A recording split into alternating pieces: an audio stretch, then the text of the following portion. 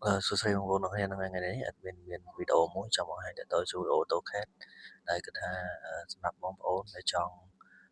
mention ទីតាំងណាមួយ section detail ឬក៏ call out ទីតាំងណាមួយឧទាហរណ៍ថា symbol បែបនេះ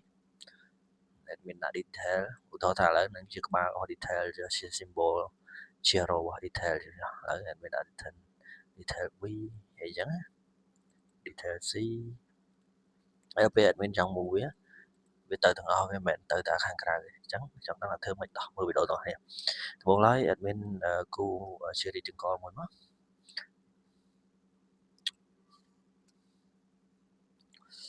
ដើម្បីជាក្បាលអីចឹងណាជាក្បាលរបស់ពុក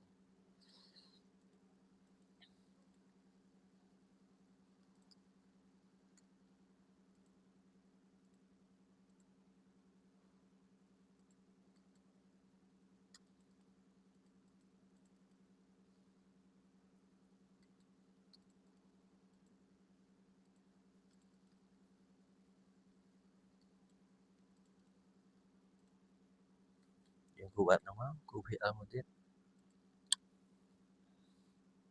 គូវាយ200មកបាទដាក់កម្រាស់វា5ហ្នឹង offset អានេះមួយត្រឹម5ឲ្យដែរមក offset 10ចុះ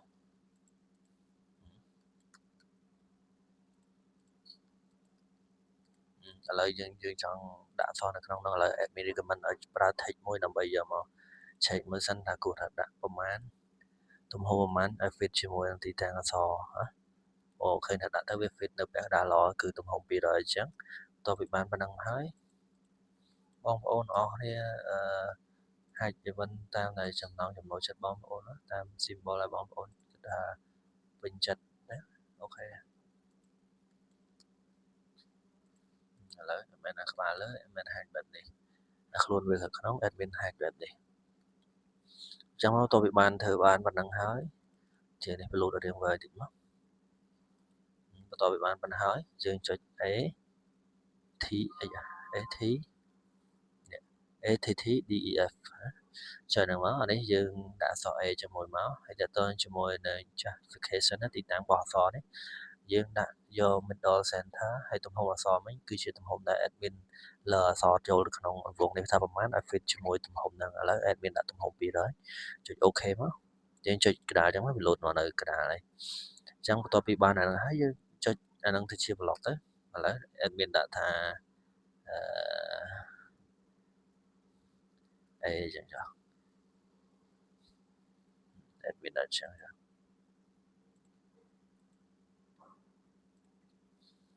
ឥឡូវបន្ទាប់បានចឹងហើយយើងអាចថយអក្សរបានហើយនេះកន្លែងគឺជាតម្លៃដែលយើងត្រូវដាក់ឥឡូវ admin ដាក់ A admin copy ចូលមកក្រោមហើយ copy 4 5អីមកណាស្តាមចិត្តយើងចឹងដែរអានេះណា B C D ហើយវាបងប្អូនចង់មើលអីអូខេវាទៅទាំងអស់វីដេអូនេះវាប៉ុណ្ណឹងបាទកុំភ្លេចចូលចិត្តកុំភ្លេច like និង share វីដេអូនេះផងហើយជួយចុច subscribe channel YouTube នៅលើ link នៅក្នុង description អរគុណច្រើនជួបគ្នានៅវីដេអូក្រោយ